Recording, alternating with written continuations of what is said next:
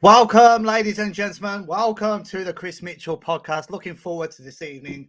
So let's go and introduce our guest. Ladies first, of course. Brittany, would you like to introduce yourself? Tell us a little bit about yourself. Of course, give a little promotion of whatever you'd like. Sure. Yeah. Hi, I'm Brittany. I host Politically Provoked with my friend Justin here.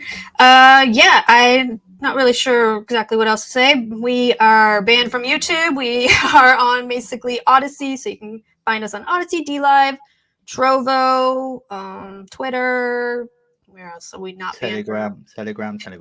Yeah, we have Telegram. That's the most important one you need to advertise. It really is. I think that's where we all are at nowadays. So. Yeah, I feel like Odyssey and Telegram. I feel like I won't lose those, so it's like those are the ones I want to direct people to because I think they're safe. But we have been growing our DLive a bit because Odyssey's pretty glitchy, so we're working on that as well now. We're just starting from scratch a little bit, but yeah, that's basically it. Welcome to the show. Obviously, Justin, you don't need to promote where your show is at. But yeah, just introduce yourself. Obviously, your name's Justin. Just over to you. The dance floor is yours, sir.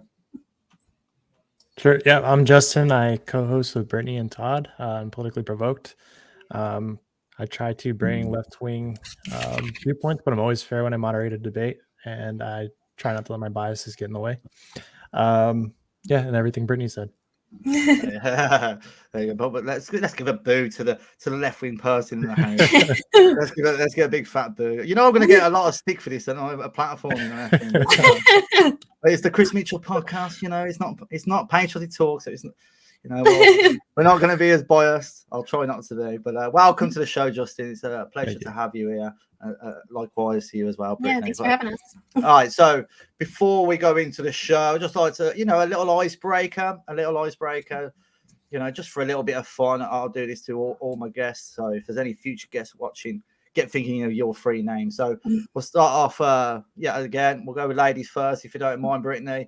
If you could go on a session, whether it doesn't matter, like whether that's a drink, party, drugs, if you want to do that, or ice skating, meal, any night out of your choice. You don't even have to tell me what night out you'd pick, but name three people, dead or alive, any time in the world. Could be your family, could be a celebrity, anyone of your choice. Who would those three people be? Three people. See, okay, so since I've been red-pilled, I don't know if they could possibly change, but I'm going to go with people from before my red pill, so maybe they'll get mad at this too. I'm going to go Jon Stewart. I'm a huge Jon Stewart fan. Love him. Another person would probably be oh my god. Maybe, I like comedians, maybe Jim Jeffries, and maybe Obama. Oh, sorry. I'm sorry. Oh, I'm sorry. Are you sure you've been red-pilled? Are you sure? I have been red-pilled, but I still do like Obama. And he would be so disappointed in my red pill. I'm sure he could talk you out of it. I thought you might have said Nick Fuentes after you had him on the show, but I do like Fuentes, but I don't think he would want to come out with me. Nah, but no, you're a woman. You're a woman, so yeah. Exactly. No egos, man. No egos. So no egos. Justin. Obviously, same question applies to you, bro. Sure. Yeah, I'm gonna keep this political. So what I would do is I'd go out for maybe some whiskey and some cigars, lounge, get the alcohol flowing, so I can pick their brains a little bit. But I'm gonna go with Nelson Mandela, Albert Einstein, and FDR. Those are my three. I like people. Albert Einstein. Yeah, that's an interesting one. Mm-hmm. I mean, like the three I'd pick. I mean, for the British viewers, I have announced it before. But you probably only heard of one of them. I'd pick a guy called Cole Pilkington. He's a bit of like a comedian, a bit of a funny idiot from Manchester, actually. I know you spoke about your family's from Manchester. He's from Manchester. Paul Gascoigne, I don't know if you heard of him. He's like an English football legend. And Tyson Fury, heavyweight champion of the world. Also pretty funny. But if I had a bit too much to drink, I'm sure that he'll be there to protect me. So that would be my three. But yeah, interesting choices, guys. So obviously we'll move on. Interesting story with Political Provoked, especially with you, Brittany, with your little journey there. And you need to work on our Justin here, mate. You need to. No, I need him to stay the left-wing host. You know, we need the left-wing. I keep telling people, don't red pill Justin. I need him to remain left-wing host. Okay. All right, just pretend you've not been red pilled just for the show's sake, but just do it off screen. But yeah, like let's talk about the journey from Political Provoked. Either one of you can start. Just tell us how it begun. Obviously, I think it was a very left-wing platform, channel at the very beginning. Tell us a little bit about it. Yeah, I think I can start. I mean, like Justin and I, we had a Facebook group. We all came from Facebook, and so we had a Facebook group that was mixed, and people would fight, and it was fun, and we'd all just kind of like everybody was invited. We wouldn't kick people out. When COVID happened and we were on the lockdowns, Justin was actually the one who started doing these like live shows. We had him once a week. He was the host. I kind of did all the planning for it. So I would set it up. I'd get people, I'd get the topics and all that stuff. And I wasn't even on the show for a while. Like I was just kind of like doing behind the scenes, sitting in chat and just planning everything. And so we had these once a week. People really enjoyed them. We had like six or seven guests on, or 8 guests, I don't know. Every week. Was this from like all circles? Where they're nationalist or left wing? No. See, like we could hardly find really like right wingers that we had like your like typical like the cliche type of right wingers that would come on that like I knew of. We didn't know about these far right circles at this time. Like we knew about the ones like the boomer right wingers or like stuff like that. I didn't know there was like this unfound like these really highly intelligent far right wingers that had such controversial views. When I would see people like that, I always thought they were Russian trolls. I was like, this person isn't real. They're a Russian troll. I was one of those. But so we started having those, and it started to blow up. We ended up having somebody that was in our group. He was very controversial to us. Like he would say a lot of controversial stuff. He'd get in trouble in our groups. It caused problems, troll people. And Justin and myself brought him on one time after he was causing all these problems. And we were basically interviewing him. And we found out he was really, really smart, knew a lot of stuff, and he was interesting. And so we started doing these like weekly shows with him where we would just kind of talk about something, have a topic. People started to want to debate him, and he was a really good debater. And it became to a point where like, so he would debate somebody and they would run off and we'd never hear from them again because he was really, really good. And we were struggling to find left wingers to debate him at this point. He was like, do you want to talk about like before we get into when like because Justin exited for a while because of this guy, and he came back. I don't know if you want to go into that. Oh, interesting. So you were one of the people that ran away. So why don't you tell what happened there?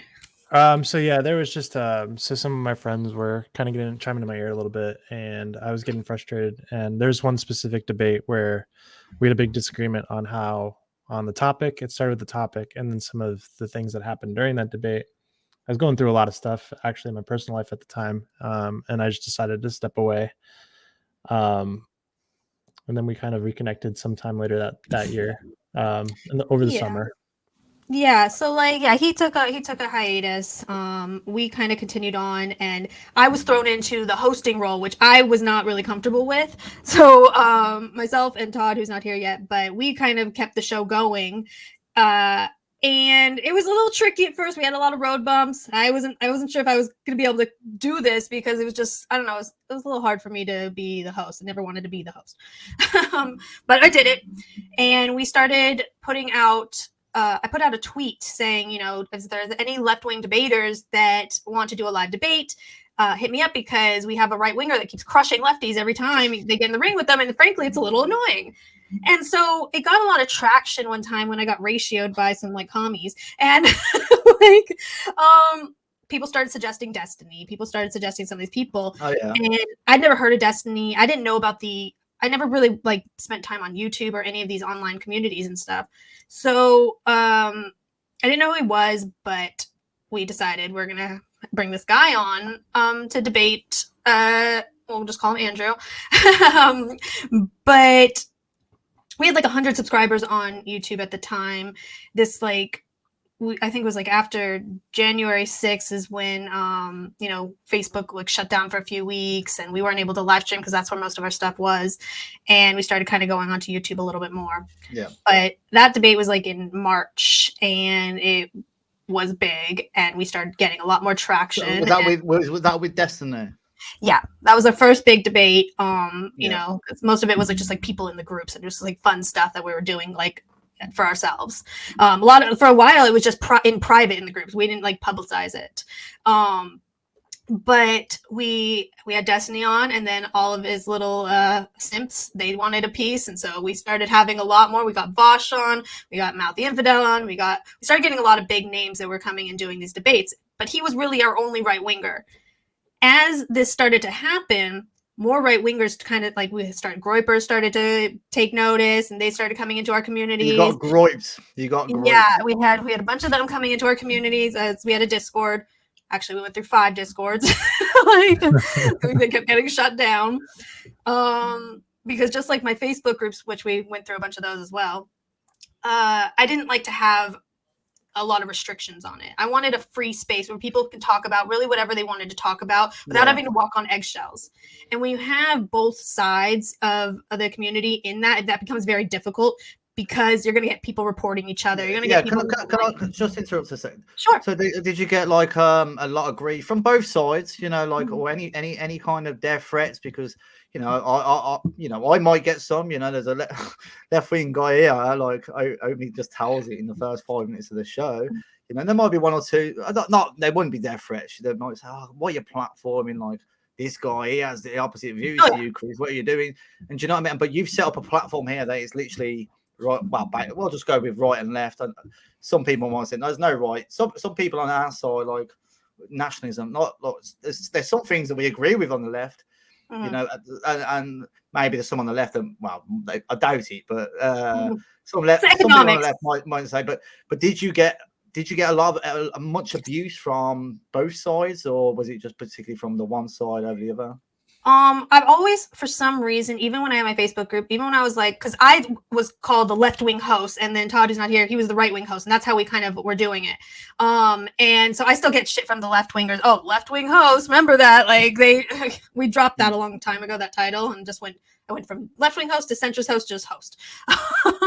But yeah, I would get even from Andrew, who was the right-winger I'm talking about. He who has become a lot less radical to me in my eyes. Like he's kind of just like, I don't know. He's less radical than you. Maybe on certain issues. Yeah, probably on certain issues, on some of the racial issues. Yeah, I think I'm probably a little bit more radical than he is now. Yeah, but he people were saying how bad it is to platform this guy and how horrible he is and all this stuff, and I just kept going with it anyways. Like I wasn't listening to people, and we just kept going with the show and going for that. And I've always gotten shit from people like telling me to kick people out of the community, kick people out of here, kick people out of there. And if it wasn't for like, the TOS and stuff, like I would be fine with it. Like, so I have kind of given up on having a public Discord because they just keep getting shut down. We have our Telegram. I don't even like bother with that. We have a Gilded that I'm trying to kind of make into what we had our Discord as. But yeah, when you're gonna platform both sides like this, it's very, very difficult to do because each side is going to want to push out the other side, and each side is going to have complaints, and nobody's going to ever be happy, and it becomes tricky for sure to navigate. But and yeah, I guess like now there was a vacuum, and the right wingers did kind of start to take over a bit more and dominate the show. Yeah. I want to bring Justin here in a minute, in a second, with this question, because like I have actually, like obviously, I'm on the right side, the actual right. We are right, by the way, we are right there. But no, on a serious note, I have tried to, I've hosted a couple of debates. So I'll get some left wingers just say, yeah, well, debate, and then they just won't turn up last minute. It was like, oh, look, we fall the Nazis, or they'll come on and just, you know, say something stupid and just walk off, and they'll go on Twitter. I was like, look, I beat the Nazis, you know. So like, I found it very, very difficult. Like, by the way, if I hosted a debate, you know, I wouldn't get involved. I'd actually be very fair. I'd jump in at the right times and say, look, even if it was my own person, say, look, come on, calm down, let him have his say, you know, and come back and forth. I like a fair debate. And I obviously, although I support my guy, but I want it to be a fair discussion. So I very struggle to get left-wing guys on the panel, of course. So, or if they're just going to take the mic. So how is it as a left-wing person, are you coping with the fact that you're platforming? Because I've always seen comments like, don't go on that show, don't go on that show. He's far right, he's a Nazi, he's a racist. Never platform them, never promote them. Maybe just clip out certain bits what they say and throw it out of context. So how have you been coping with being left-wing and hosting these kind of debates, you know, with the people that you have? So my stance is kind of, and it's always kind of been this, like I have some libertarian-ish beliefs as far as like free speech goes. I don't necessarily agree with what people are saying on the platform, but I don't think that they shouldn't have, I don't think that their right to say it should be suppressed, or that they shouldn't be able to come on and express those views. What I do think is important, and we always make sure that we have this, is that there's somebody to kind of be there to argue against them. I wouldn't be on it if there's not somebody to like kind of argue against that point. And that's how I kind of can justify to my mind. So at least, you know, and we have some really, like, even though a lot of left wingers aren't coming on the show anymore, we still have some brilliant left wing debaters that come on and they argue the viewpoint that I believe in from a very rhetorically effective place. And I think they do a good job. So most of the times when I watch the debates, I still feel like my side won. And even when they didn't, honestly, they didn't. I admit it. Like when that does happen, I do, you know, I'll tell Brittany and Todd, I'll be like, oh, that was a bad debate. But you know, if somebody like Destiny comes on, I feel like most of the time he's going to win his debate. We have this guy Quibbles who comes on a lot, and I always feel like he wins his debate. So like, there's people that come on the show still that they do a really good job arguing the viewpoints that I believe in. Fair comment, and to be fair, that's what kind of draw me. Like I have seen some of your debates. I'm not going to say I'm a big loyal fan of your show. You know, I'm not going to lie. No, but what I'll give you guys credit for is you do seem to be hosting these debates, and some people I've never heard of, and I think credit to you guys, to be fair, for getting these debates. And I've tried it, but obviously they won't touch me with a barge pole because they know my beliefs. So much credit for you guys hosting such debates. Was it going to go on to the next one? Yeah, go on, Brittany. Sorry. No, I was just going to say thanks. Okay, so has there been any threats, Brittany? Over to you. Has there been any, like, obviously coming over from the left to the right? And I've seen it a couple of times. Look, I'm not saying like I've never actually. I think I know two people that's gone from right to left. It's very rare. It seems like when you get red pilled, you kind of stay on this side. But I know two people that pretty much sold out anyway. Maybe there's a couple more. But did you or your family face any kind of threats? Did anyone get doxxed? I got doxxed. Yeah, I got doxxed. And then my entire family got doxxed. So my dad, my mom, my uncle, my ex-husband, my his brother. They ended up having all because of you hosting debates, really, and slightly obviously leaning over to the right side. Yeah, I don't know if it was from the left or the right though. It could be either one. No, it was definitely left. It would be our guys. It would be our guys. Right. Well, there are some people on the right that are not happy with me as well. So. All right. Interesting. Why is that? Because the half Jewish thing. Oh, okay. We will get into that. Actually, that's an interesting story. Actually, no, we'll get into that now. Actually, so you're half Jewish again. I'm going to get crucified here. I've got a left wing and a half J on the panel. It's not looking good, is it, for my reputation? Yeah, describe this. Obviously, obviously that's what you are ethnically or whatever, and. How have you been? In fact, I'm going to just go straight for it. How do you cope debating these streams? You know, I'm going to give a shout out to Brandon Martinez. You know, I've had him on a few times. Good lad. Get on with him. And I watched his debate. I can't. Was it Destiny on yours? Him and Yeah, Destiny? he's debated on our show quite a few times, but yeah, Destiny Yeah. was the biggest one. Yeah, and he mentioned he just rolled off like loads of Jewish names or loads of J's names. I'm trying to be careful because he's going to be put on YouTube. YouTube, I love you. Like, this is my 9th channel. Please keep me on for the 9th time. But no, seriously. So how do you cope when you're listening to someone that would speak about the Jays as much as he would and other debaters whilst you're hosting?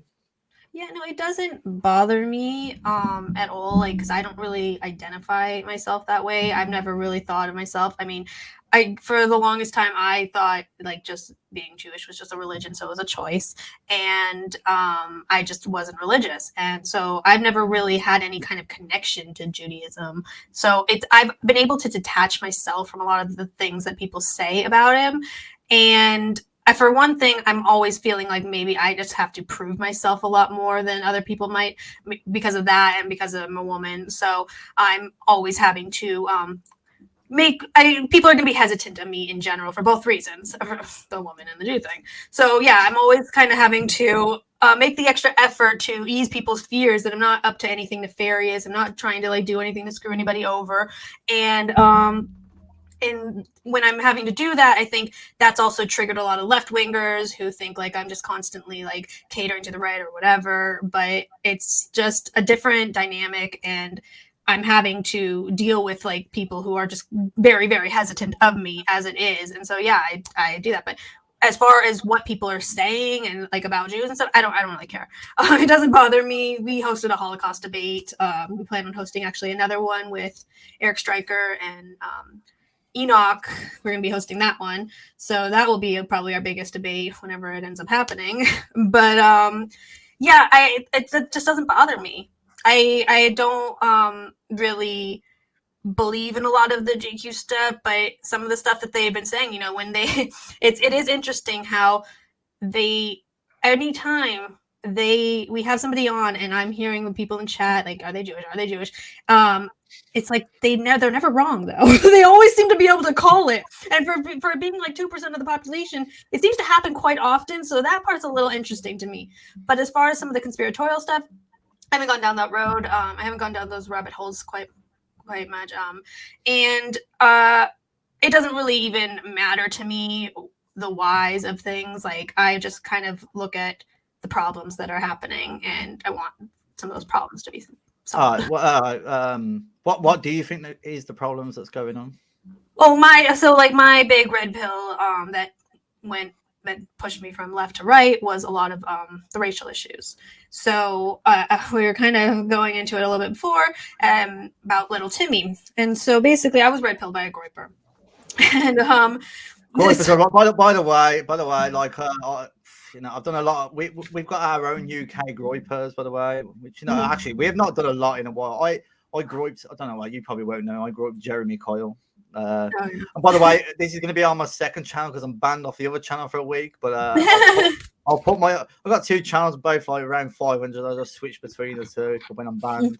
But yeah, I'll subscribe to that one. I'll put that in the top, the pinned comment section after the show, guys. But yeah, so basically, we'll go to your group instead. So basically, over here, you know, fair play to Fuentes. I get loads. I like Fuentes, I support, but I still get loads of abuse for supporting him, and I probably will for saying it right now. But you also get some support. It's like, yeah, he's a good lad. But we basically use a target radio station because of COVID and we was locked down. We just a team of us used to just ring radio stations, you know, that get hundreds of thousands of viewers, if not millions. We just we go on there. We pretend to be left wing. It's like, yeah, like. We're oh man, I love multiculturalism. Oh, it's brilliant, and they put us straight through. Oh, brilliant, get on. Well, you know, can you be ready in 30 seconds? Yeah, of course. Oh, no. You go on. It's like, yeah, I'm sick of multiculturalism, mate. Yeah, it's done X, Y, Z. Obviously, this show is not about myself. So just to give a brief introduction, we've done our own little groiping sessions over here. So back to you, Brittany. Tell us about your groiping red pill, please. Yeah, so I was read pilled by a Grooper, and basically Little Timmy was the story that kind of like resonated with me the most. And basically Little Timmy is this white kid in a class of like a future kid, as white people become a minority. And they're the only white kid in a class of all these different ethnicities. And after all the stuff that we were being taught, all the anti-white propaganda, all the, they're teaching about slavery, they're teaching about Jim Crow, they're teaching about all these horrible things that white people have done to oppress everybody else. And it's gotten so bad to the point that like even white people, like hate white people. So it's not going to be good for little Timmy in that scenario when he's the only one there and everybody else has been taught that this guy is the reason all their problems are happening. And so that, I don't know, that kind of resonated with me a bit. Like I've even like known white people are become a minority for a while, and it never bothered me before. And I don't know, I guess I had the white guilt. And as I started to realize, okay, if there's some kind of racial revenge that happens in the future, nobody's going to know who's the good white person, who's the bad white person. They're not going to ask for your 23andMe. They're going to see you from your skin, and that's it. And that kind of stuff worries me. And so that's kind of where my red pill started. And kind of I was expressing some of these views out loud, which was maybe my big mistake, as that's when the left just freaking seethed out and like they took my left-wing host title. And a lot of people started boycotting our show and called me a white nationalist and a Nazi and all these things. But that's basically who little Timmy is and my red pill. Just goes to Justin here. Like you heard that little Timmy story, which absolutely spot on. What do you think of that? So I personally, I just don't see a future where like I see where somebody would be worried about something like this happening, because this is what we currently see in America. Minorities are discriminated against. So I could see why, if white people become a minority, that you'd believe that there's going to be just some discrimination that's going to occur. I don't believe that it's going to be. Can I just interrupt you? Discrimination is already occurring now against white people as the majority. So and and we've got the media. Sorry to interrupt you there, bro. No, you're good. You're good. But we're seeing right now discrimination against white people. We're seeing headlines: white people this, white people that. Racism this, and Black Lives Matter. All that people are suffering. Right now as a minority. It's reality is white people are suffering as well. Like a lot more, in fact. So go back to you. So I think that everybody, unless you're like part of a certain class, that everybody's kind of suffering right now, and we're all in this together. That's just kind of my stance on it. And like the whole Black Lives Matter movement, that's not saying that Black lives are more important than white lives or any other lives. It's just saying that if you're born Black in America, you're having to deal with certain systems of oppression. If you're dealing with the police, you're going to be treated differently because of your skin color. And it's just about bringing attention to that conversation. I don't think that the riots last summer did anything good, but I also understand why they happened. So I didn't agree with them, but I understand like why people would be so frustrated with the systems in America that they felt like the need to go out and riot. But can I just ask you, like, obviously the George Floyd argument has been, but it's a good example to use, right? We've obviously seen the footage, like whether he killed him or whatever. Nothing racial said in that video. There was nothing like, obviously not going to say. Well, no, I'm not going to say. I'm definitely not going to say. But the N word and whatnot wasn't said. Nothing racial was said. And the whole world's just made up that, he's a racist cop. And even though he's dating, he was dating like a Chinese woman, or I will just say Asian. I don't know if she was Chinese. I'm not trying to be racist here, but he was dating a non-white himself, so clearly proves that he has no problems with non-whites. But because he happened to kill this guy who's a non-white, it's a racist attack. Now in England, we have this Mason Greenwood who is just on tape recording, pretty much raping a white girl, and there's been no word. This is a racist attack. This is a racist attack. We have obviously hundreds of maybe millions now. I don't know the exact number, but hundreds of thousands anyway of white English girls being raped and ignored. A lot of them have been ignored by the system, by predominantly Pakistani gangs. I'm not even going to mention the religion. I'm not saying it's the religion fault, but when these white girls are being attacked, and raped children, by the way, you know, and you actually go out there and say, like, this is a problem, like, you know, that you're like a 4% of our country, and hundreds of thousands of the super majority white English children are being raped, and you talk about that, you get called a racist. Do you know what I mean? Do you not see the hypocrisy in this?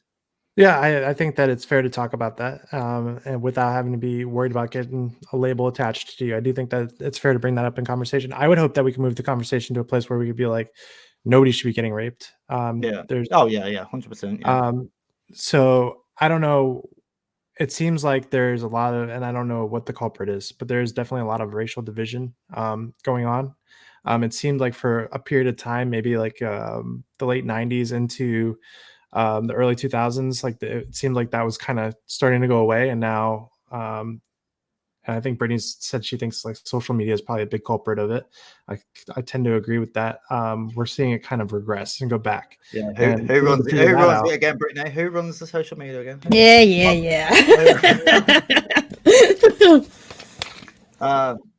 Yeah, I know what you're saying, but like, I think these problems are always going to occur. I think, you know, with no disrespect, and I'm not a white supremacist. I think it's because, you know, the elites anyway are trying to get the whole world and put them in one nation. Well, not one nation, but many nations. You know, different identities, different cultures, different personalities into one nation, trying to integrate to each other, and that's where a lot of differences lies. You know what I mean? I think if we was all in our own nations and continents, you know, it wouldn't be completely peaceful. We're still going to have rapists, murderers, and a lot of crime, but we can reduce that by a significant amount if everyone was back in their homeland.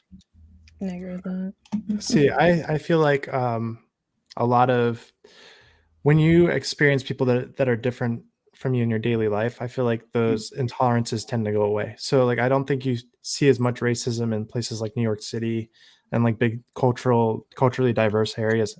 When they first start to diversify and get, you know, multiculturalism, I think there is a little bit of like pushback. Fear, I think, is a big component of that. People are scared of, you know, people that are different than them coming in and changing their way of life, and that's, you know, that's natural to have fear of change. But I think over time, as like more generations come up with diversity, they're more likely to be tolerant of people that are different than them. Okay, well, like, I'll give you a little brief intro who I am, my background. I'm from Birmingham, England. When, like, I was born in '89. I think the '91 census in England. I don't know what for Birmingham. We was obviously 95%. I think off the top of my head, I think it was 95%. The census now is going to be due out in the next this show. Can you hear me? No? Yeah, now it's back. Oh, sorry. I've got a dodgy wire there. Yeah, so obviously, like, it went from like 95%, and now we're at probably about 78%. But in my home city, it was looking at about 52-55% back in 2011. Obviously, we have had tons of immigration in the last decade.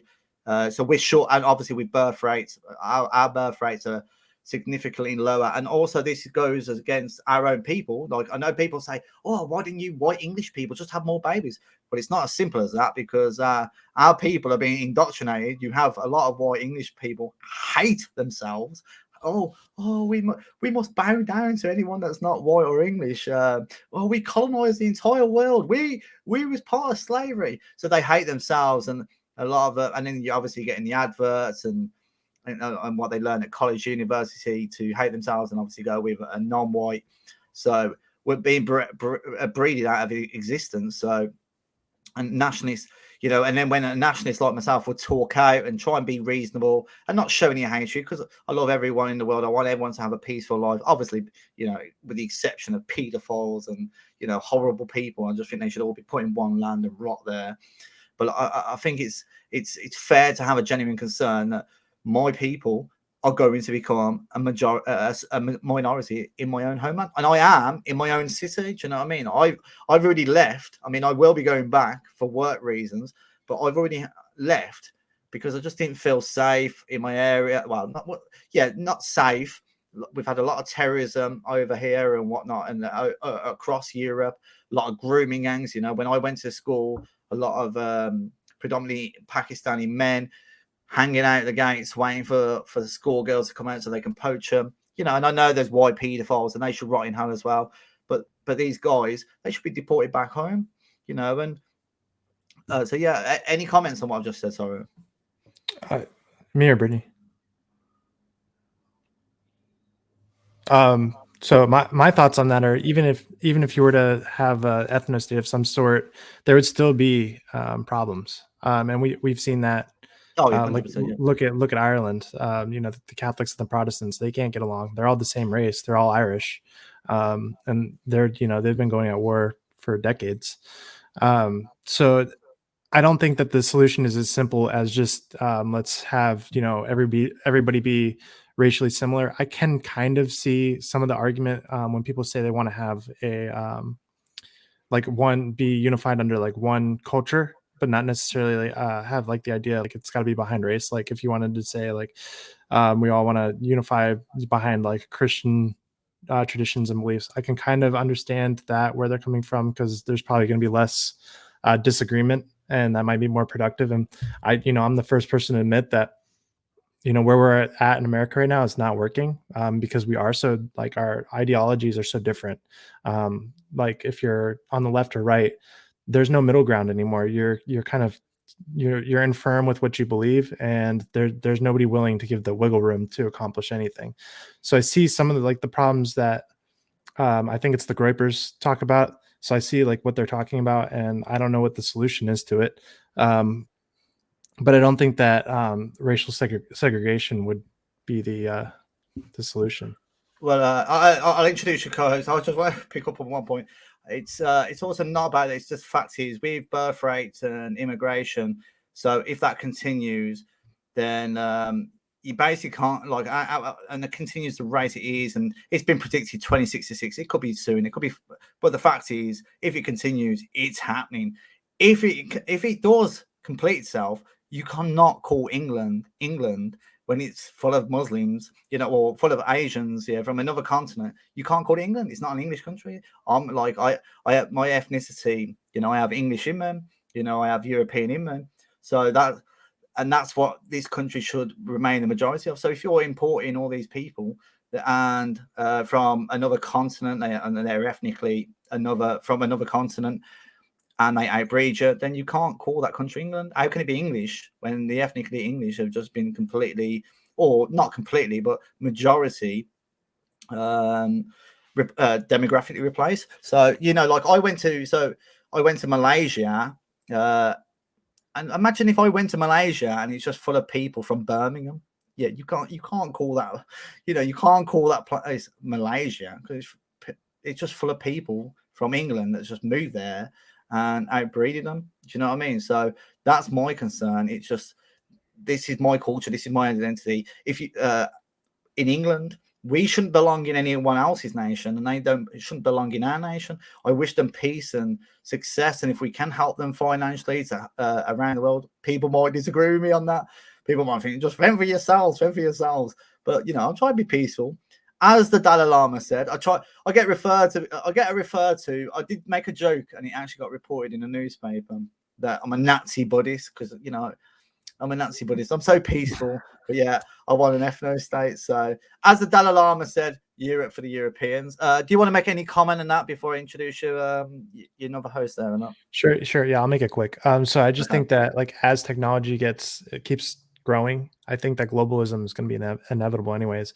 And America's inevitable, bitch. I mean, hopefully not like in an imperialist way, but I think the world's getting smaller and smaller as technology gets improved. I don't know. Maybe we need to have these discussions more and figure out a solution that works for everybody. But I do think that it's somewhat inevitable that I don't even necessarily think that like you're going to have residency in one country. You can just kind of move freely throughout the world. Maybe not for like another 200 years, but what was it, like 200 years ago? We didn't even have planes. So and now we're going into space. So it's just gonna keep growing. And well, to be fair, like obviously I disagree, but let's introduce your let's introduce your other host there. Todd, welcome to the show. What are you doing, mate? 40 minutes late. You guys need to sack him or fine him. Come on, dock his wages. Welcome to the show, Todd. But we are on American time. Thank you very much. I am so sorry. I am never late. We pride ourselves on being on time, but the kids' bus didn't come. This has been a recurring theme all school year. So, yeah, I want to get rid of the Department of Education. So I do apologize. What's going on? Thanks for having us. And, yeah, get me caught up. What are we doing?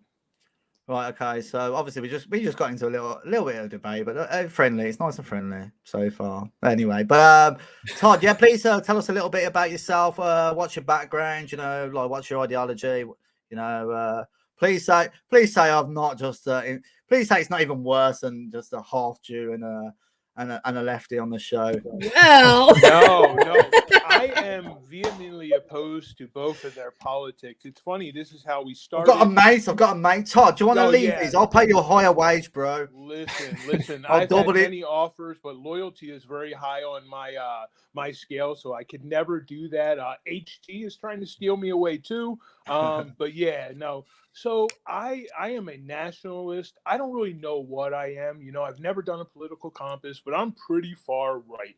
I want to end immigration, white immigration, but I don't care what color you are. I don't even want merit-based. I think we should raise American standards to where if we need a doctor, we have an American doctor. I know Justin was probably giving you the globalist spiel, and he's from an economic standpoint, he's right. We are going to be a global economy, but nah, man, I want America to be America and a big swinging dick of freedom throughout the world. But yeah, I'm pro-America. I mean, I'm not America first, but I am America first. I almost liked you then. I almost liked you. Yeah, not the Nick Fuentes America first, you know what I mean? But I am a nationalist. And why would I give you a cup of sugar if I need the cup of sugar, right? If my neighbor comes over and says, hey, can I borrow a couple eggs? Well, I'm not going to give you my last 3 eggs, right? Now, if I got 12 eggs, maybe I'll lend you 3. But if I don't get them back either, you know, you're not going to get the 3 eggs. So, yeah, I worry about my home first. And, I'm American, man. That's it. Well Florida, said, man. Florida man, Todd. Justin, come on. Time to go, mate. Todd just smashed it. He's working on it. They have both made this this turn on certain issues. Justin knows that the elites they're the ones who have us at his throat, but you know, he's still on the left some. Give him time. I was there too. I voted for Obama in 2008, so I was lost too. Yeah, I know, bro. I know. I'm proud to say I'll say you. Go ahead. I'm proud to say I've always been a racist. Being from Birmingham, England, I'll tell you what, get on a flight to Birmingham, England. I'll take you out for a nice little curry, then a Chinese, then a Jamaican, then an English. Oh, wait, hang on a minute. There's no English places in Birmingham, in England. So, hey, what's a Scouser? Where are the Scousers from? Scousers in Liverpool, yeah. I'm a Brummie. What people call me would be a Brummie. Okay. But yeah, so I'm an American supremacist. That's what I am, you know? American supremacist. Yeah, American supremacist. So don't really care about the racial thing. I am black, but I'm high yellow, so you know what I mean? Oh, you're black? Yeah, Yeah, I'm light skinned, so you know what I mean? But we still get along. But look at my politics are more conservative and more in line with yours than Justin's are. So I say, why don't me and you break bread? You know what I mean? So instead of just getting it on the racial thing. But again, I don't really care either. Hey, if you don't want to be around me, don't be around me. Freedom of association. No comment.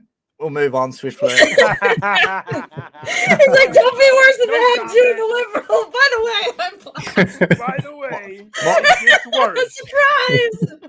Surprise! Do you even put this show out? Hey, that far right Nazi's got a Jew on the stream. He's got a lefty on the stream. He's got a black on the stream. Not what you thought. Mate, you guys are associating with the Nazi here, so it's more bad on you guys. The ADL's coming for your asses, man. Oh yeah, we're on the list for sure. We are the top 10. The people we have platformed, and we have really taken a lot of heat from it. we are on the list. And Brittany doesn't believe of me, and course, maybe she does believe me now, but we've been on a list for at least the last 6 months. But anyway, so you're not our first, and I don't really care. I think the free speech and the battlefield of ideas has to be. I think my ideas are superior to yours, and I think we should be able to engage. But again, you and I align politically, right? So I don't really care if you're a National Socialist. Some things with National Socialism is pretty fucking cool and based, really. You know. So no, you're right, man. You're right. I'm only joking. Obviously, I'm not. Oh yeah, I'm definitely not a racist. I love multiculturalism. It's fine. You're welcome here. Of course, bro. You eat the bugs. You'll own nothing. The Great Reset. Oh, your mic just sounded better for a second, Todd. I don't know what you just did, but it sounded better. I don't know. It went back quiet a little bit. Yeah. Anyway. Todd, he found out I'm black, and he's lowering my mic. That's yep. Happens every time. Every time. Anyway, go ahead. Todd, I've got a question for you. I've asked the other two, and you can take a couple of minutes if you need to. So I said to the guys earlier, if you could go for a session, whatever session that might be, you could be for a piss up, a nice few drinks, a few glasses of wine, a few sangrias, or if you just want to go for a meal, a bit of ice skating or play American football and baseball, man, typical American stuff. Completely up to you. Any three people, dead or alive, celebrity, non-celebrity, completely up to you. Who would you go with? Marcus Garvey, Michael Jordan, and the third, I would probably. So we got Garvey for politics, we got Michael Jordan for fucking the sports GOAT, and then Garvey wasn't really political. Let me. I wouldn't do Trump. I would have done Trump in 2016, but nah, I'm not really. After lockdowns, I'm not a fan. And it's, you said dead or alive, right? Obviously, Garvey's dead. Yeah. So, man, that's a good question. I like it. It's a very good question. Yeah, nice little icebreaker. Nice little icebreaker. Third. I don't want to commit to the. Do you want a bit of time? You can. I'll give you the third. Let me see. So we got Garvey, we got Jordan, and I would probably go with George Washington. Literally, because I thought you might pick old Adolf, but No. I think he was misunderstood, and we should talk about that. I literally brought up the 1933 how Judea waged war on economic war, and I brought that up on Twitch one day, and I got summarily kicked off Twitch, banned, you know what I mean? And it's like, dude, this is a historical fact. Now, it doesn't mean that they deserve the Holocaust either. That's not what I was saying. It's just, I'm just bringing up historical facts. But no, I wouldn't do old Adolf. I have read Mein Kampf when I was like an edgy, young person, but I don't have a copy anymore. And that'll definitely get you put on the list if you buy it. Yeah. But that would be my third. Oh yeah. So you wouldn't recommend that book, that specific book? No names mentioned. You wouldn't recommend it? Well, I would say Behold a Pale Horse, Bill Cooper's book. There's probably a top 10 of books that will get you put on the list. Anarchist Cookbook, obviously, that's been on. They burned that one back in the late 90s. So yeah, but yeah, I wouldn't buy my fuck. Anyway, that's fair enough. All right, guys. All right, so we'll go with you, Todd, first. No, we'll go with you, Justin. As Todd was late. We'll go with you. So, in your opinion, obviously, it probably differed to my opinions. We'll obviously wait for Brittany to come back to ask for her. But what do you think needs to happen in America to improve for you anyway, and for your people? Sure. Yeah, I think the biggest. I guess it's the two biggest issues that I'm always, they're both kind of based on equality, but I'm always kind of like harping on are wealth inequality and just equality in general for either races or LGBTQ. I think those are the two biggest issues that we face going into the 21st century. I'd like to see those addressed. How do you mean, like in terms of what? So I feel like there's just massive amounts of inequality within LGBTQ and races. And I think a large part of that is due to wealth inequality, but it still exists even without that. And I don't want to see anybody discriminated against regardless of their sexual orientation or their race. I would like to see that just go away in general. I've heard a lot of people doing these debates say that they're starting to see racial discrimination against whites. I don't think that's any better than racial discrimination against any race. So I want to see that end for everybody. I think the bigger issue. Can I ask you a question? Do you think there is discrimination against whites? Some of the arguments that I've heard, I would say, yeah, it's starting to occur. Do you think but do you not think that's more obvious and obviously more ignored by the social media? When do you ever see like a media outlet ever say this person was attacked for being white, even though there's literal crystal clear evidence, voice recordings or whatever, of it being racially, they've been racially attacked for being white? You must have seen this kind of evidence before. So I think that anybody that's attacked based on how they look or their sexual orientation is cringe no matter what. We need to get away from that. I don't know. I don't necessarily have any like media outlets I can cite of a story, but I've like we had Martinez come on and he kind of went through some facts and figures and that made sense. And he was using he was going through like real news articles to bring these up. Yeah. So it's definitely occurring. And we can't just ignore it and say, oh, well, they deserve it because of the past. We need to figure out like, okay, before this becomes a trend and before this gets too bad, how can we end it? But we also need to be fair to the other races as well. Like it just needs to, especially because America's in a little bit different situation than England is. You said that they're starting to do a lot of immigration into England, but I feel like it's already too racially diverse to ever reverse it. So we need to figure out how we're going to peacefully coexist in this country and make sure that everybody has a fighting chance. So you would put out the question, maybe, I mean, I wouldn't agree on this anyway, but so I say like one part of America being all black or one part being all white, you would literally say, no, that's no good. I don't think that doing it based on racial lines makes a lot of sense, but I could see it happening based on political philosophy, because there is people of different races on both sides, and whether like how that shapes out, if it ends up like being more racially diverse on one side than the other, then that's how it shakes out. But I do think that if you have like certain ideologies and like where you'd like to see the country go, and like you believe that. Like I believe that there's no real solution politically, that we've gotten so far divided that it's not going to be solved.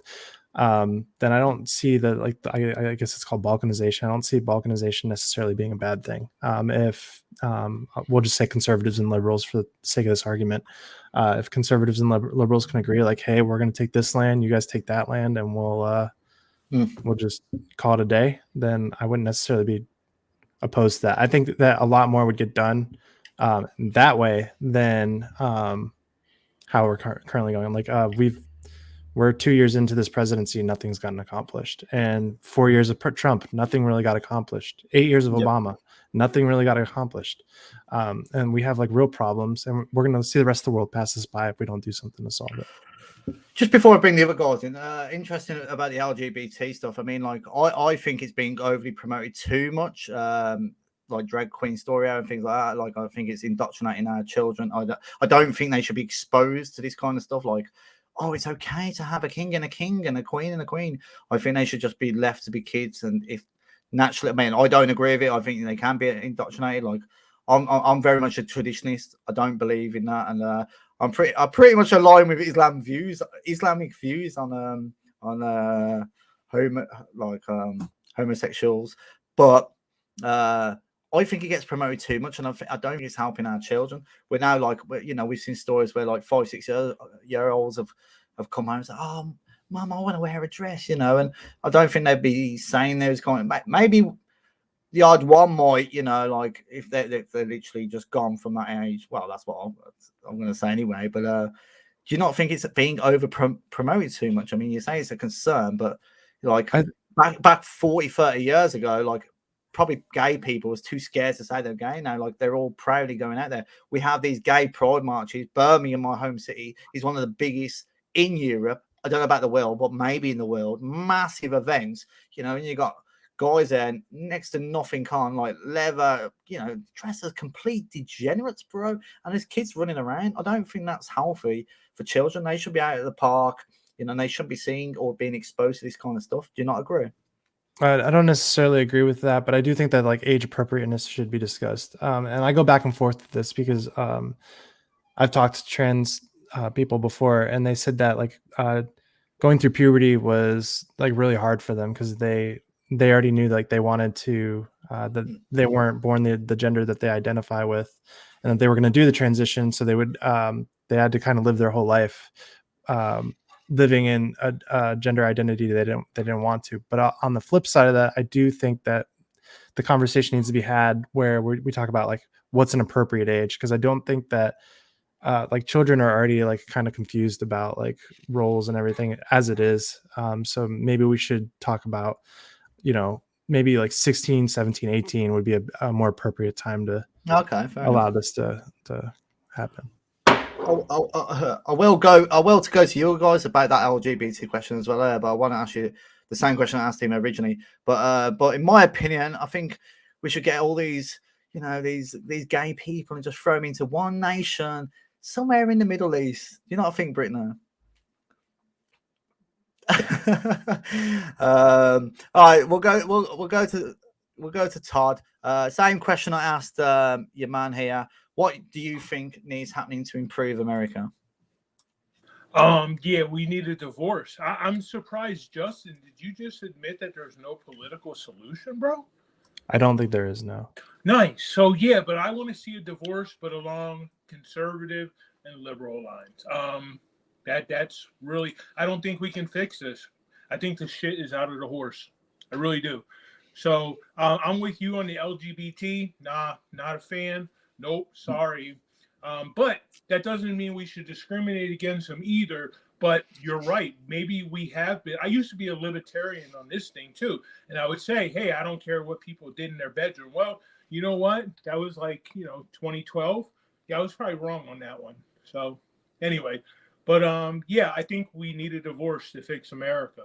Nothing ever gets done. He's right. Justin is absolutely right. The two-party system allows it that nothing will ever get done. So, yeah.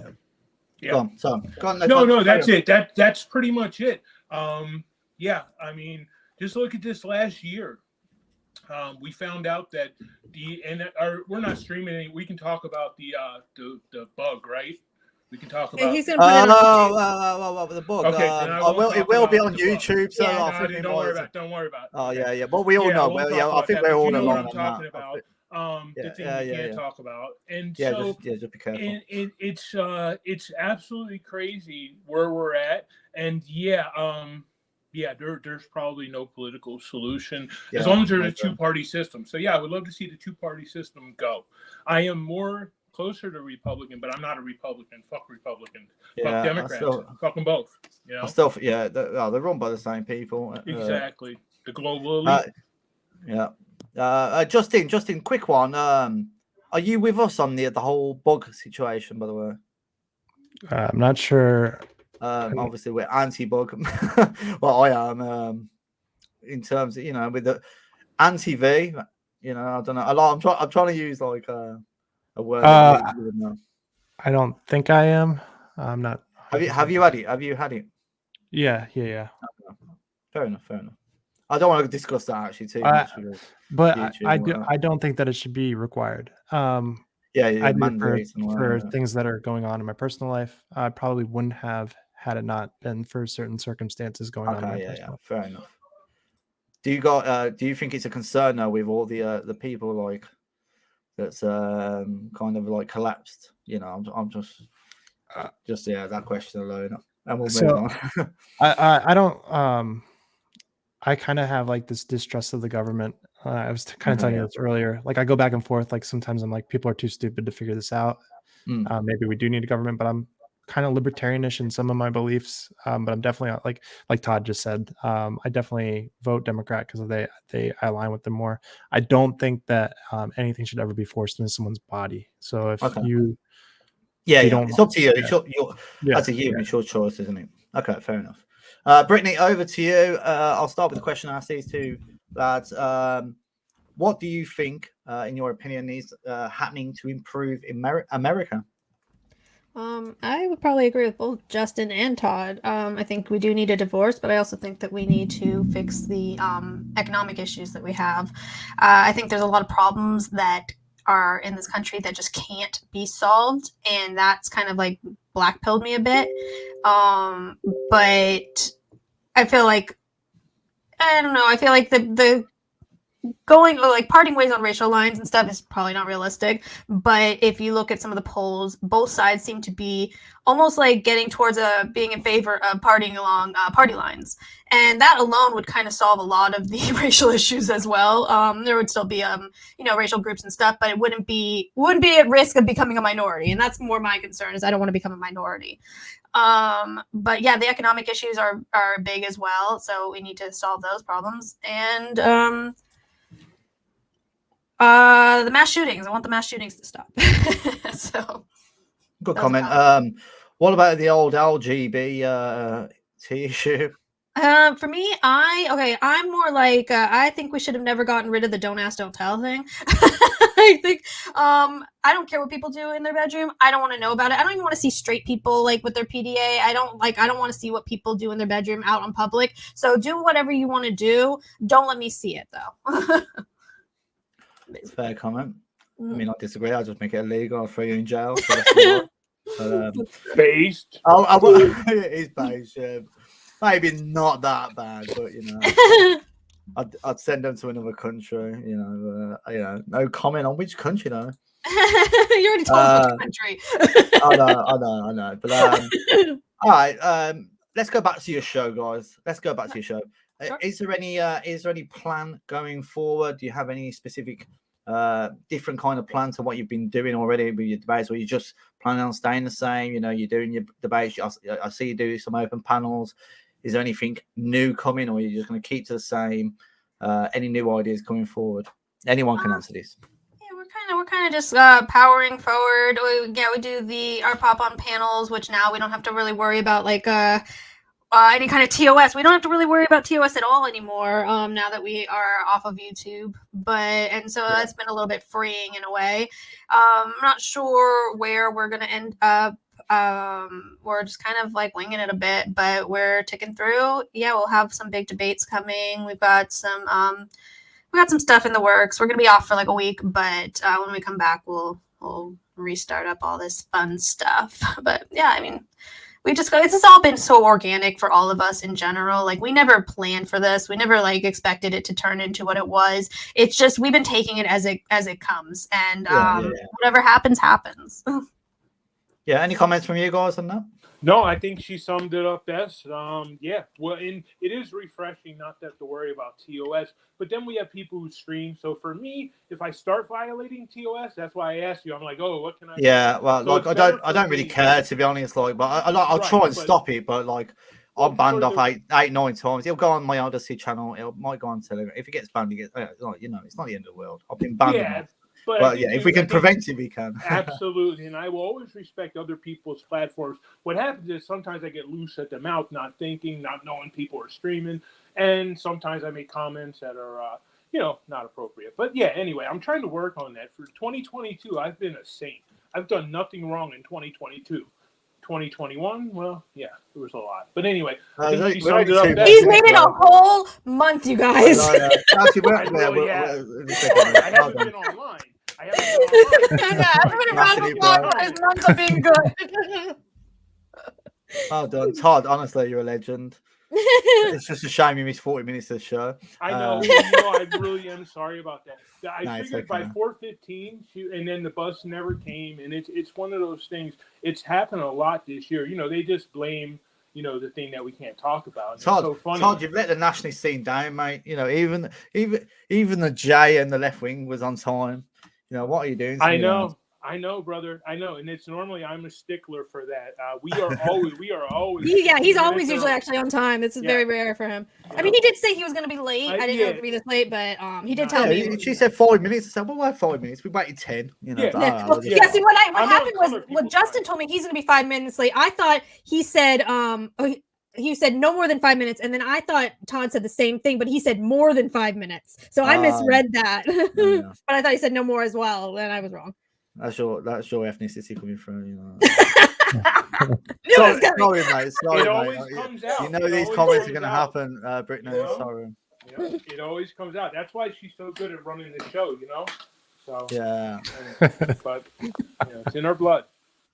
Would you guys ever consider, like, maybe going forward, depending how big you get, would you ever consider maybe like some kind of IRL, like master debate show where you get like people there and you host it and then you bring on like 2 debaters going at it and you've got an audience there? I mean, I know it might be a bit unrealistic thinking about it, but would that be something that would interest you guys?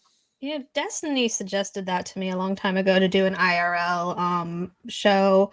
I don't know. It seems like a lot of planning and a lot of work to do. A lot of security. And it's like just what we do is so much planning and work and stuff. I'm not saying it's out of the question, but in the near future, probably not. But it could happen. Fair comment. Okay. All right. So let's move on. Well, all right. So I'll go through 2. Yeah, the most memorable debate for the best and the worst. Yeah. So who wants to go first? The floor's one of yours. For the best and the worst, whatever you perceive that as. God, Jesus Christ, that's a tricky one. It is tricky, but without we've had so many. We've done like 4 on our uploads. We've probably done like 600 shows or something. Well, you can pick several. You can pick several if you want, or just or maybe this one and that one. Well, you don't have to answer. You can say no comment. Don't treat me like a police officer. I think one of the most annoying debates for me was the one that Demon Mama. It was Demon Mama and Andrew, and that one was just like because it was a transgender, like a hardcore trans, and somebody who's anti-trans, and that type of debate is this person would not fucking stop talking, and those are like extremely hard to moderate because how do you tell the trans to stop talking so the transphobe can tell you why you shouldn't exist? It's really hard to moderate something like that fairly, but it was just a very annoying debate in my opinion. I can't really tell you what my favorite debate was, though. I don't know. I don't have a favorite, but one of the best conversations was early Wurzel, Root, and Finley. If you remember, I love that one. That was a great conversation. It was before. Well, I'm not gonna. It was a very long time ago, and I think the one person kind of went debate bro. But before he was debate bro, and it was a great conversation. So it's like picking a kid. How do you pick a favorite kid? I can't do that, but that was a great conversation. Yeah. And I was thinking about that. I was thinking that one in the back of my head. Yeah, that was a good one. It was Wurzel's first debate with us. And it was a really good one. I really enjoyed both of them. You got to see a different side of them that we hadn't really seen, and I really enjoyed that one a lot. Justin, any thoughts on any memorable debate? Whether it's just a memorable debate, it doesn't have to be the best or worst. Just something that sticks out in your mind, thinking, you know what, this was a fucking cracking show, man. I like Haz's debates a lot. His are always like really entertaining to me. He's probably my favorite debater that comes on. Just to discuss, I haven't seen it all. I did watch it, but was it a bit of a freak show? There was I seen like about a half hour of it. I fell asleep, and it was no fault of the debate. It was like 2:00. I got sent this.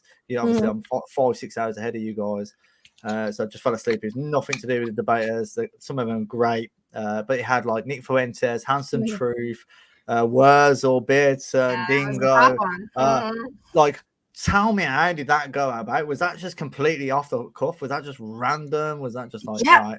So every Saturday night we do these pop-on drink and chat panels, and you just never know how they're going to kind of turn up. Like we send out invites, and people just can kind of come on when they want to come on, and we'll rotate people out. But that one, we had Wurzel, who was on and streaming to Cozy, and we had Rand and Dingo who were talking shit about Fuentes, who was watching it on Wurzel's stream and ended up coming on. And then once he was on, all these other people wanted to come on. It became to the point where with StreamYard, you have a limit of how many people, it's 10 people or something at the most.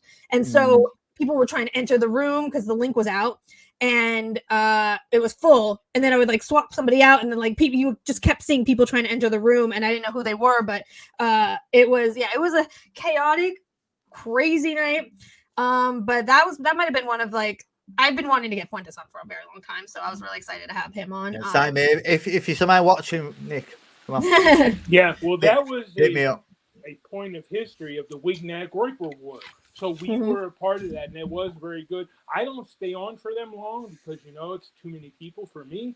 But, man, let me tell you, I was watching, and, yeah, that was a great pop-on. That's more of a pop-in. But, yeah, like I said, debate-wise, that was the Wurzel-Finley was probably the best discussion that both people had in a good faith manner.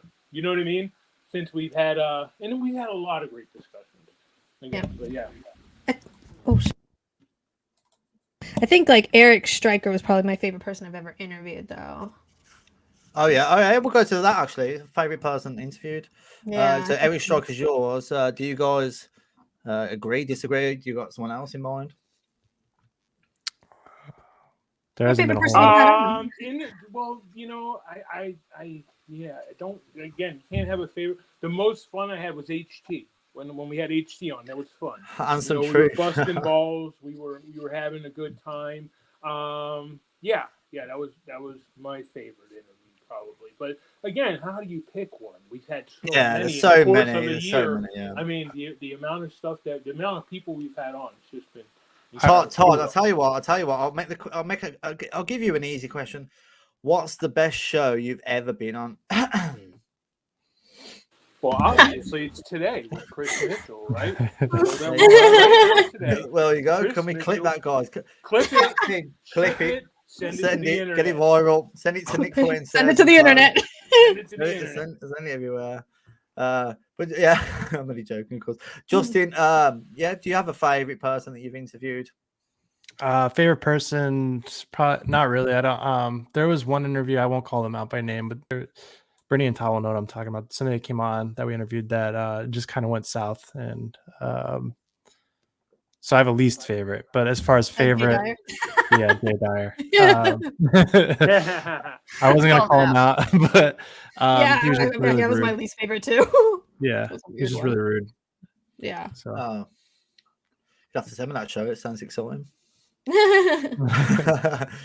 All right. So, what about anyone in the world? We'll go 2 questions with this one. Anyone in the world you can interview, each person. Yeah. So you've got a little time.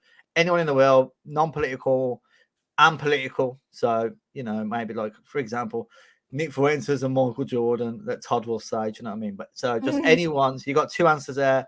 Anyone in the world, political and non-political. Whoever wants to go first, whoever's confident enough to say, yeah, I'd have these 2 people. Yeah, mine would be probably Fuentes and Obama. Those were mine too. It's such a diverse pick, isn't I it? know. Fuentes was really disappointed. But no, if you say Fuentes and Trump, he actually probably would email you after this show. It's a true story. Justin, Todd, over to you guys. Sure. Mine would be probably Tom Brady. Would be somebody I'd love to interview. And American footballer, yeah? Am I right? Yeah, I'm a bit boomer in your sports, but yeah, isn't that the guy, actually? I'm surprised you said him, being lefty, because isn't he the guy that's racist for winning so many trophies? Oh, I don't know. He's just I'm sure I've heard that. Oh, that's if I know his name, it's because he's obviously like a white supremacist that wins too many trophies. Well, I'd love to sit down and talk with him. The way he prepares his body. He played to 44 years old, which is like unheard of, and still playing at top level elite. Probably could have made the Super Bowl this year had it not been for injuries. I grew up worshiping the guy. He's like my childhood hero. Oh, that's good. And then for political, probably Elizabeth Warren. I think she's brilliant. Who's that? Elizabeth Warren. Oh, right, yeah. I liked when during the last primaries, like everything that she was kind of running on was like what really hit home with me. So I'd love to like pick her brain. I think she's great political figure. That'd be mine. Fair comment, Todd. Thomas Sowell and the basketball player who was a bust. He's doing huge numbers on YouTube now. I want to talk to him. What the fuck is his name? I can't believe it's escaping me. He was a number one. He came out of high school, and anyway, but he's doing political shit now, and he's just I would like to talk to him, but it'd be nice if I could remember his fucking name. Did you not speak to Tom Seal when they went on? He went on your show. No. Thomas The other Sowell, Thomas Sowell. The original one, not the Australian one. I think they're spelled differently. One is S. Yeah, one's with like an E, one's with an O. Yeah. So that's the one I meant. No, he was an alright guy. I had no problem. Oh yeah. Sorry. Yeah. I know who you're on about. Yeah. So this guy is a black economist, and he was a Marxist, and he ended up becoming a conservative. So I talked to him. I would interview. You're asking about people we can interview currently, and man, I'm gonna have to Google this dude. He was a basketball player, but he recently got political. And he's just making a lot of hot takes, and he talks about how in the black community there's this the go along, get along gang, and there's certain gatekeepers within the black community. I'll be right back. I have to Google this. Give me 1 second. Yeah, no worries. Because I'd like to at least say his name because you never know, he could be listening, and I'd hate to. I can't believe I'm having a brain fart like this. No worries, Todd. No worries. I normally pride myself on being good. I'll be right back. No worries. I'll bring Todd back in, obviously, when he's ready to answer that question there. I did get this question asked me earlier, and I haven't really been keeping up to date with it, and you guys can say no comment if you want. I have seen bits and pieces, but I told a friend earlier, he's in Britain, but he knows what's going on in America such, and it's a bit of, I suppose it's a bit of drama. But he wanted me to ask you, Brittany, and Justin, you can answer as well. Todd, you can answer as well. But what's your thoughts on the Ethan Ralph saga that's currently going on over the last few days? Have you got any comments on that? Are you talking about when the debate he just got into? Yeah, he had a little debate, and he's made some tweets. I haven't been focusing on it, but I know the guy I spoke to today said, "Oh, can you get her thoughts on this?" And all of you. Yeah, it's funny. On Saturday, that debate almost happened on our show with Ethan Ralph and Medicare. Like they were all trying to get it on our show, but it didn't end up happening. But I kind of don't know if I want to really comment on some of that stuff. I know that with some of the stuff that's been going on with Ethan and I think with Worski and stuff, I think they both have just gone pretty low with each other and have I don't know. I think that I don't really know Worski. I know Ethan a little bit, but I think that they've just both gone pretty freaking low at each other, and I don't think either should walk out feeling good about it.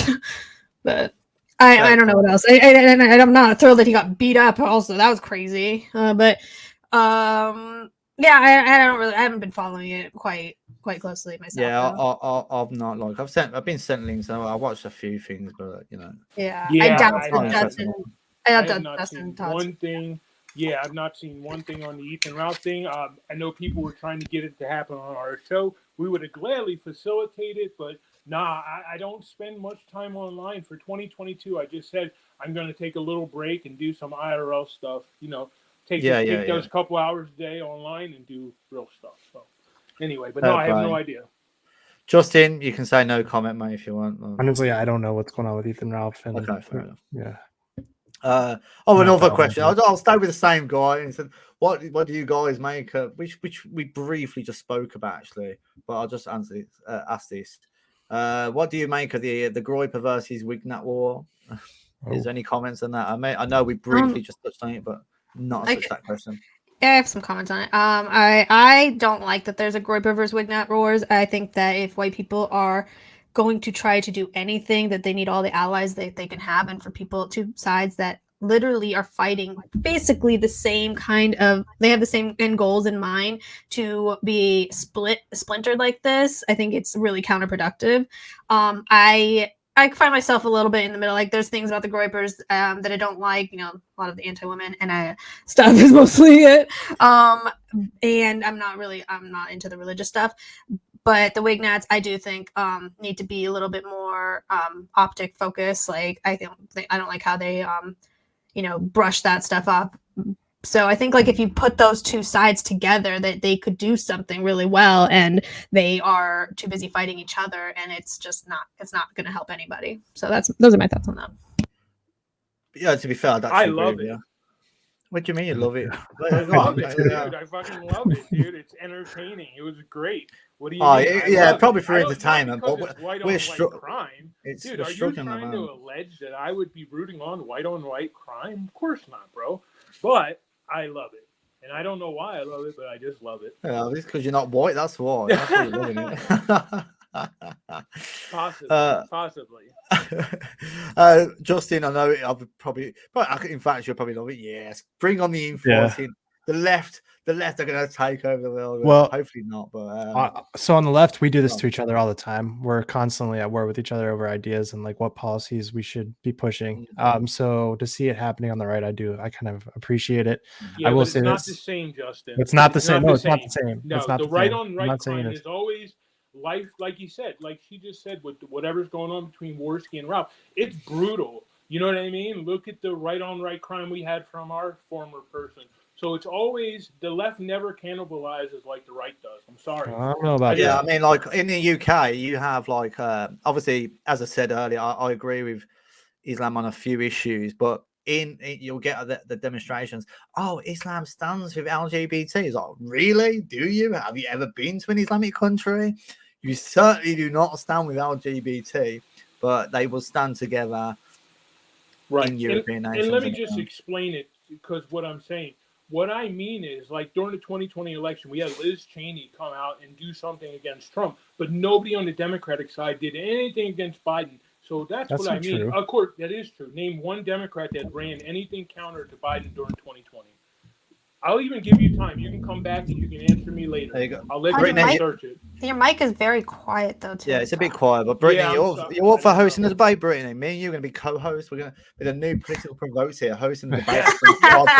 We should debate it. Justin wants to debate. We could. Go on, Justin. But a discussion. Go on, Justin. Give him. No, I mean, but not today.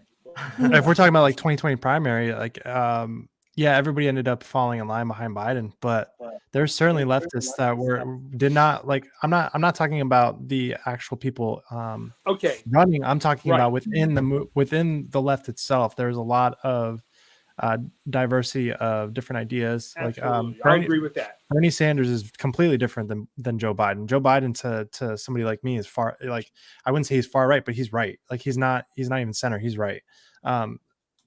So yes, I agree with you that nobody like came out against Biden. We ended up all falling in line and voting for him, but there was certainly a lot of inner debate within the left that didn't necessarily want Biden. We just kind of took him as, hey, he's what we need to win this election. Just basically someone that isn't Trump. Yeah. Well, I mean, yeah. So he has some appeal to some people on the right, like like Brittany said earlier, the boomer conservatives. I think some of them were kind of tired of Trump's politics, and Joe Biden kind of appealed to them. Well, sorry. And I think that's what ended up winning us that election. I mean, it would have been close had it not been for that. I'll wait for her to come back to us. This. But really quick though, back to the Groyper Wignat thing. I do think that, and I don't know if I'm going to get heat for this. I do think the Groypers are better with their messaging. They're better at organizing. I think that they have potential to actually. I don't know like what they're trying to do, if they're trying to infiltrate the Republican Party and take it over as their own. I don't know what the end goal is there, but they come on. They're always like dressed nice. They speak well. They're very good with their optics. I think that they're getting further than the Wignats. Somebody like I'm a normie. I guess that's what people like that are red pilled would call me as a normie. Yeah. Somebody that's like a normie, I can sit there and I can listen to a Groyper and I can understand their talking points. Versus like a Wignat, I'm like, this is incredibly cringe. They're like, we'll never agree. He's I don't know what like American conferences like in any circles. Like I've seen like Nick Fuentes has sold out like 1,000 people, like 1,000 tickets for his next conference, AFPAC, I think it's called. Is that like a real good figure in American politics terms, in terms of conferences? It's doing really good. I mean, 1,000. I don't know. I'm not sure, but like he's got something that seems sustainable and some like a movement that's really it's going somewhere for sure. So, but do you think is it just attract? I mean, I don't know. I'm not on the streets of America with them or anything. Is it just mainly attracting just the Zoomers, or is it attracting an audience? Yeah, he's mostly what about the Zoomer audience. It's mainly them, but what well, that's about, a whole new generation of people, though. That's like that's the true, young that's true. generation. Is he attract? What is he? Does he attract many females? I don't watch his. No, because they're not allowed. He probably could. He probably Based. could. Based. But, yeah, Okay. I mean, I think he's cutting off like a huge faction of people that he might be able to attract by this. Like, no, I mean, that's another. Yeah, I'm not thrilled with the whole incel thing. Like that, they just all feel like that they have to hate women. But if you broke them up like individually, I don't think that they really believe some of those things. But when they are all together, it's kind of like a fraternity, and they all kind of feed off of each other. So I think that kind of emboldens it a bit. A lot of people I've seen will criticize him. In your opinion, I mean, you don't have to give it. Do you think he's he swings for the other side? Like, do you think he's gay, basically? No, I don't think he's gay. I think I don't know, maybe he's asexual or something. Like, I'm hoping he gets married and has can be setting an example for like the people that follow him. But I don't know. He said maybe he will, maybe he won't. So who knows? He's young. He's really young. He's got time. Yeah, and I showed Justin a video after I think it was the second Stop the Steal, and he was chanting "Destroy the GOP," and I showed Brittany too, and they said, "Well, that will only hurt you." I said, "Dude, I'm not part of the fucking GOP. I want it destroyed." So that was him that was actually chanting that, and of course they've gotten since 2020. They've gotten even bigger and more potent. So it's a force to be reckoned with. Wignet's not so much, bro. There's no unity. It's nothing but a bunch of fighting. So, yeah. No. Fair comment. I wanted to ask one quick question. This was not on my plan list or anything, but because there's a different, everyone's different on this panel actually, and you're all in America. Do you believe there was election fraud? No, I don't. Brittany? Oh, yeah, definitely. I just sent him an article that the Wisconsin drop boxes were illegal. Didn't I just send that to you, Dustin? I might not have, but yeah.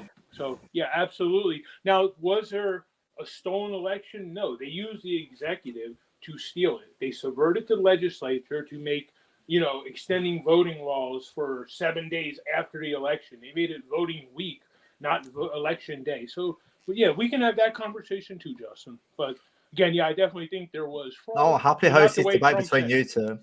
I would be on Justin's side on this one, actually. Though I don't think there was fraud. I think that we were in like crazy circumstances where we had COVID and that was happening, and yeah, they made different regulations for our election that like were unseen, and then once the election happened, they tried to use that against it. But like I feel like if somebody's vote, no matter like if they did it through mail or no matter if like they had an extended period of time, that's still their vote and that should count. So if they want to go and make sure that that person actually voted, that's fine. And I think they should do that in every state. But if an American citizen actually voted, then I don't feel that's election fraud. I feel like election fraud would be if these are like fake people voting or those aren't real ballots or things like that.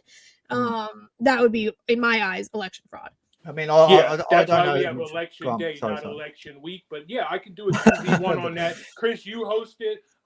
You hook them. I'll clean them and fry them. It's easy, bro. Anyway. And I just want to add one other thing to what Bernie said is this is the most audited and supervised election ever. So they've done audit after audit after audit, and they actually found in the Georgia audit that Biden actually got more votes, and Trump had more fake votes. So it's just like, I don't know how much more we can do. I think that there's going to be another audit in Georgia actually. So it's just like, when does it end? Like, we have to accept it and move on. Oh, we've all moved on, but listen, how can you wait? I want you to explain how the executive can make election rules when that's up to the legislative, and you can maybe explain that to me. That's what I'm alleging. But again, I'm not alleging that there was some fake fucking Russian or Chinese ballots or anything like that. No QAnon shit. Just real things that courts have sided with me. So anyway, we can have that later. I don't want to argue about it, but it's an easy win, easy dub. I love it. I love the confidence, mate. But yeah. That's completely. It'd be a good debate to listen to you two actually. All right, let's move on. So we'll end it very shortly. I just want to get your opinions on a couple of more things. what's your position on with what's going on at the moment in Canada? Trudeau, if that's how you pronounce it. Sorry if I didn't, for any Canadian followers or you guys. I see, like, I don't know everything about it, but they seem to be slandering the truckers with this convoy stuff as far right. I don't know as much as you guys probably do. Can anyone give me some feedback on what's going on there in Canada? Yeah, I haven't been following it much. I heard little bits about it, how they are blocking access or something, and I know that a lot of the right has been cheering them on, but I haven't been following. I just saw little posts about it from people. Yeah, I saw that GoFundMe was trying to steal their $10 million. That's what I saw. Yeah, I did hear about that as well. Yeah, but GoFundMe always do this. They always like trying to stop, especially us on the right. But go on, Justin.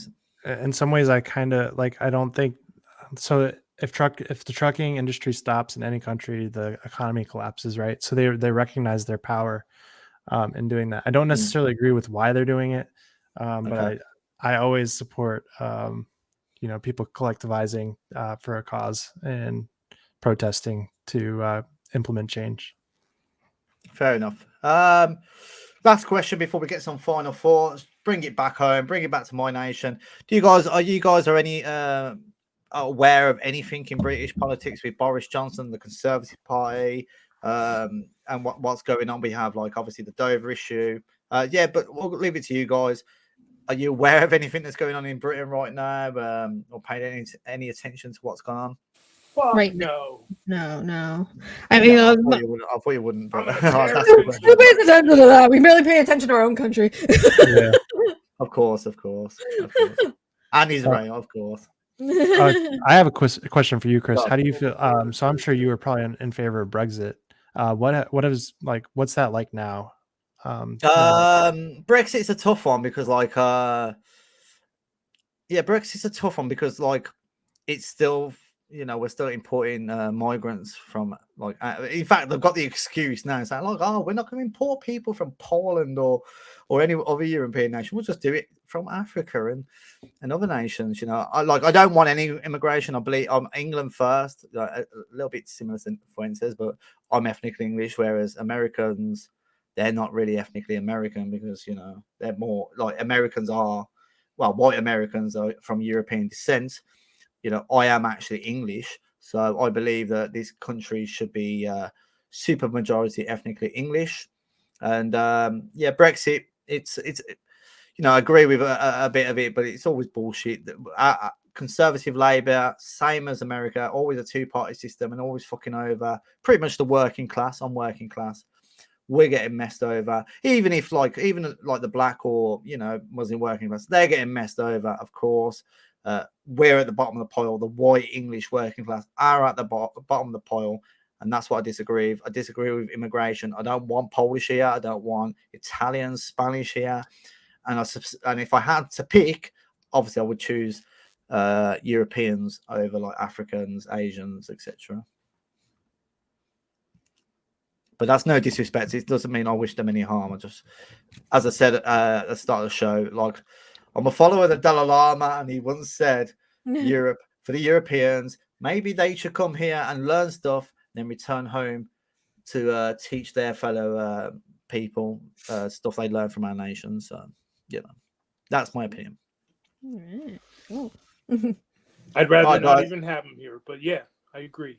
Send them home. Yeah, thank you. But honestly, guys, it's been an absolute great show. I hope you guys have enjoyed it.